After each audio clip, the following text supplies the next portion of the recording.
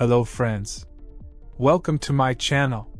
Today's situation is interesting for all drivers and beginners. Before we start, I ask you to subscribe, like and of course your thoughts in the comments. Let's get started. In front of you is a controlled intersection. It has a working traffic light. It also has road signs. Assess the situation and answer the question. In which direction is this car allowed to move? Choose one of the options provided and share your answer in the comments. I'm very interested in who watches my videos. I'll ask you to write in the comments whether you are a driver. Maybe you are just starting to drive or are just learning. Give feedback about yourself.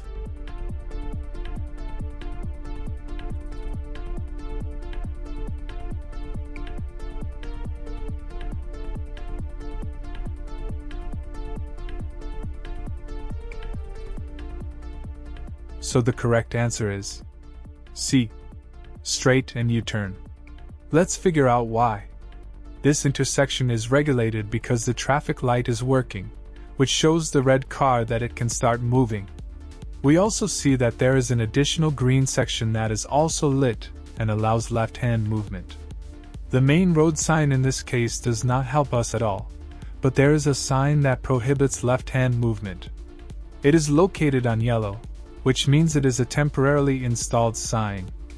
The traffic light has priority over priority signs but does not have priority over prohibited signs. So even if the additional section of the traffic light allows you to turn left, the car cannot do it because of the prohibited sign.